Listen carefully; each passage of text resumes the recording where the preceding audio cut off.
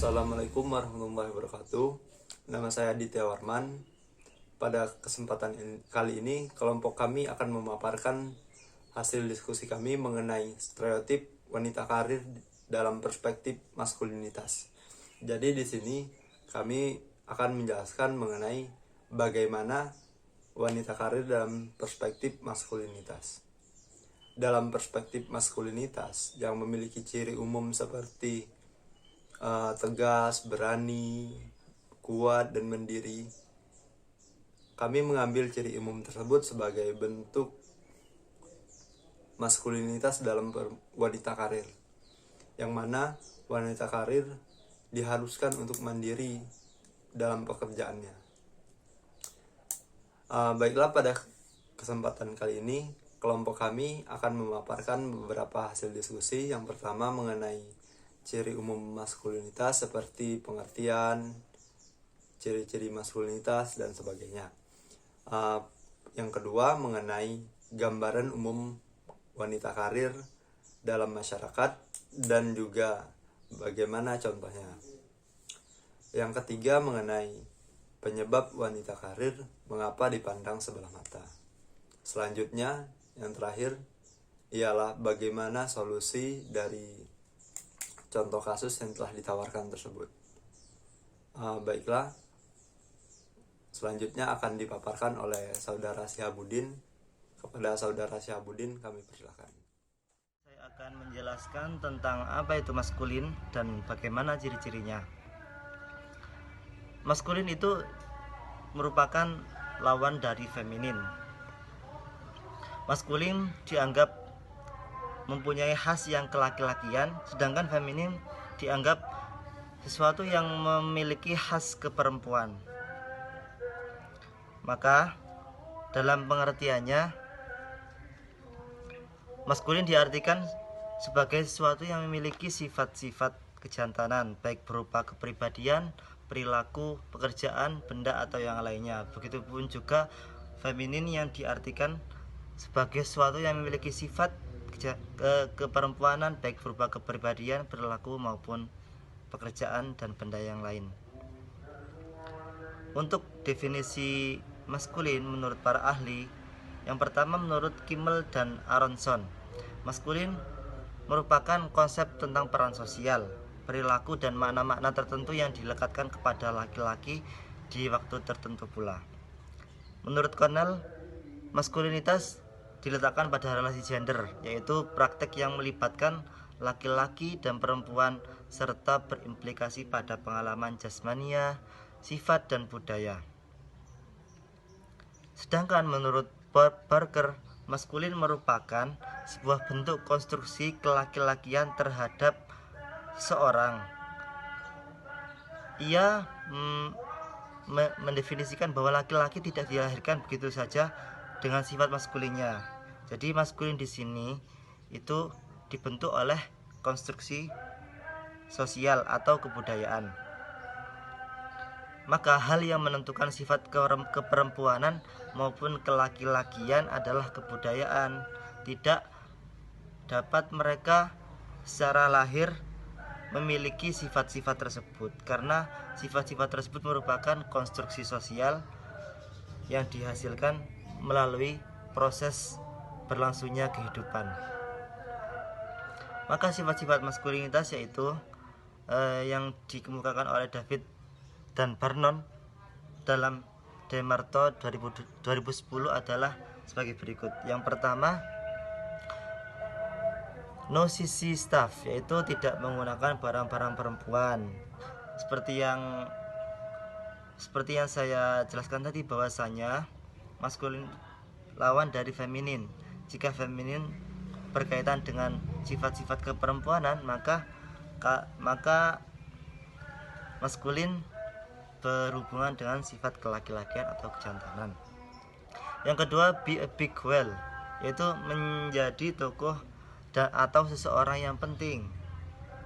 Dari sini maskulinitas dapat diukur dari kesuksesan, kekuasaan, dan pengaguman dari orang lain. Yang ketiga yaitu be a sturdy oak, yaitu menjadi seorang yang memiliki kekuatan. Maka maskulinitas membutuhkan sifat-sifat rasionalitas, kekuatan, dan kemandirian. Yang terakhir yaitu give hell, yaitu menunjukkan keberanian. Laki-laki harus memiliki aura keberanian dan agresi, serta mampu mengambil resiko walaupun alasan dan rasa takut menginginkan sebaliknya. Nah, dari beberapa poin tersebut bisa disimpulkan bahwasanya maskulin itu condong kepada sifat yang kita temui pada seorang laki-laki. Meskipun tidak dapat dipungkiri, sifat maskulin itu juga ada pada diri seorang perempuan.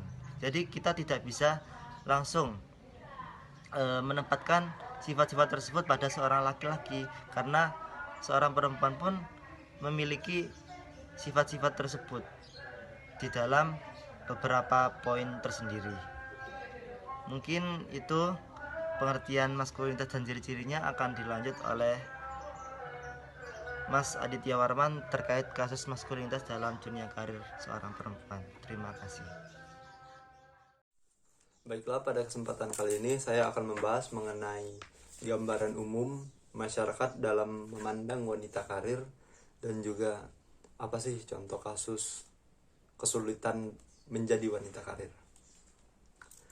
Masyarakat itu masih terbelenggu dengan budaya lama, masih erat memegang budaya lama yang mana perempuan harus berada di dalam ranah domestik ataupun dalam ranah rumah tangga.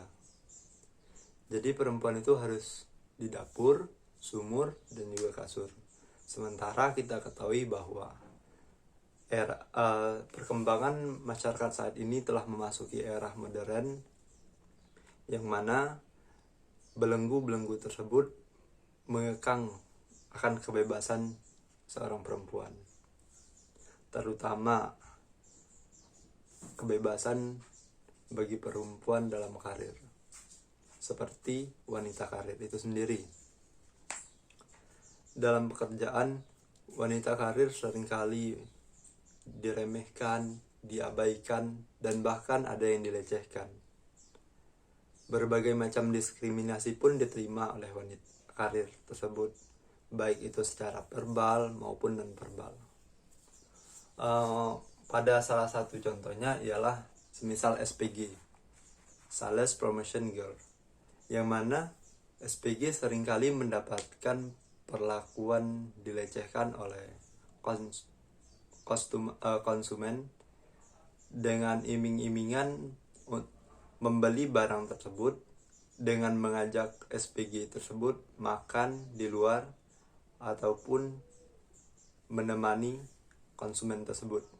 Bahkan sampai ada konsumen yang mengajak mereka untuk dilecehkan. Hal tersebut merupakan gambaran umum bahwa wanita karir masih dianggap sebagai wanita yang tidak mandiri dan juga masih dianggap sebagai wanita yang bisa dilecehkan, bisa diremehkan, dan juga masih bisa diabaikan. Stereotip tersebut masih melekat kuat di dalam masyarakat kita.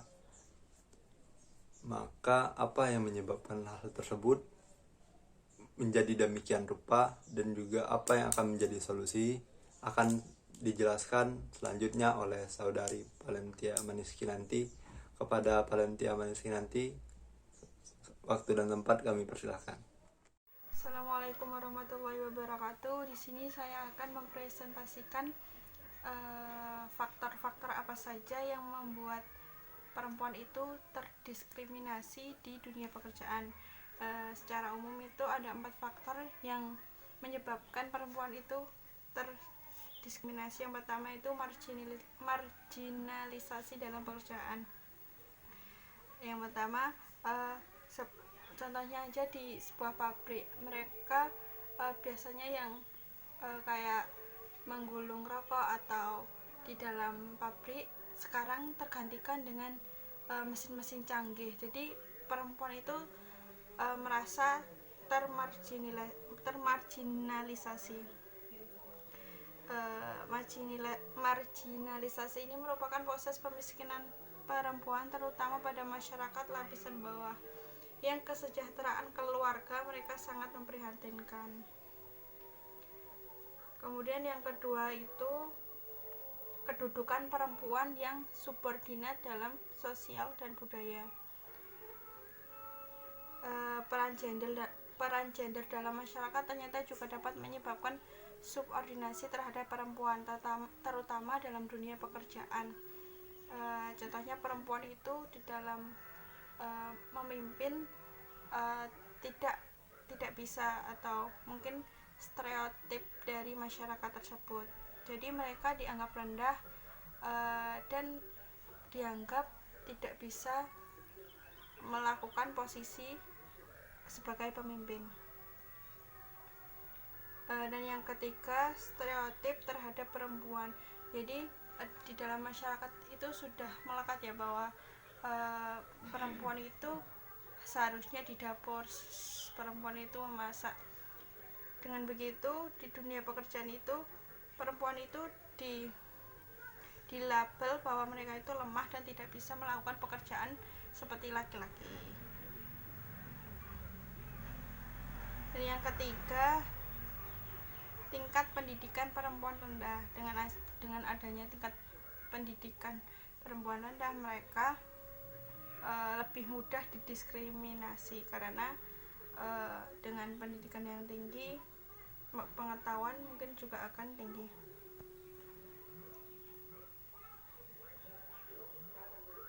Rendahnya pendidikan dan keterampilan mempersulit perempuan yang masih gadis untuk mencari pekerjaan lain agar dapat menghidupi dirinya dan keluarganya.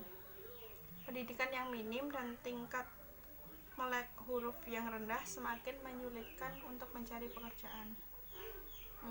Begitu saja penjelasan dari saya. Kurang lebihnya mohon maaf. Wassalamualaikum warahmatullahi wabarakatuh.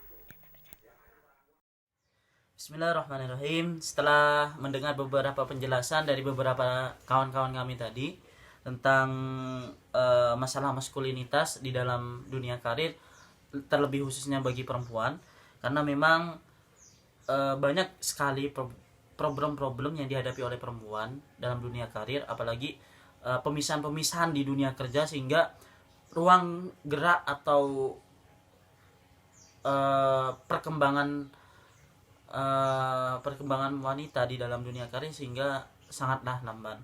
Di sini kami memberikan beberapa solusi yang menurut kami setidaknya ini merupakan jalan keluar sehingga diskriminasi terhadap perempuan di dalam dunia karir itu sedikit banyaknya menurun. Yang pertama adalah menghilangkan stigma-stigma yang dibangun oleh masyarakat. Yang paling utama pastinya dimulai dari diri sendiri. Setidaknya kita membangun stigma bahwasanya semua manusia, baik itu laki-laki dan perempuan, itu memiliki hak yang sama untuk bersaing di dunia ekonomi, sosial yang nantinya merambat ke dalam dunia pekerjaan. Yang kedua, perempuan berhak merasakan pendidikan hingga tingkat tinggi. Jadi bukan hanya laki-laki saja, tapi perempuan.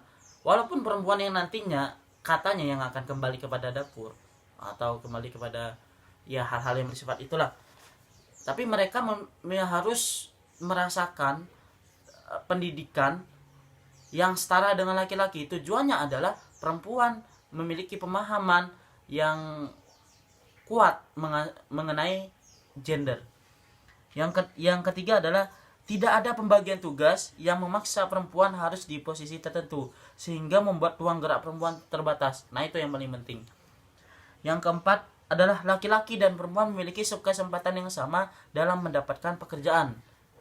Kemudian yang kelima, dalam dunia pekerjaan untuk mempromosikan jabatan, ini khusus bagi pemimpin perusahaan ya.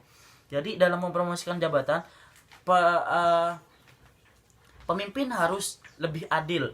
Tidak boleh memandang dari segi kelamin saja, tapi dia harus memandang bagaimana si karyawannya ini dalam kompetensinya memiliki potensi yang sangat tinggi. Jadi walaupun dia perempuan, tapi kalau dalam kompetensinya dia lebih unggul daripada laki-laki, ya maka bosnya atau pemimpinnya ini harus bersikap adil. Nah, itu merupakan salah satu cara-cara yang untuk menghilangkan diskriminasi yang ada di dalam dunia pekerjaan. Mungkin hanya itu solusi yang dapat kami tawarkan. Kurang lebihnya kami mohon maaf. Assalamualaikum warahmatullahi wabarakatuh.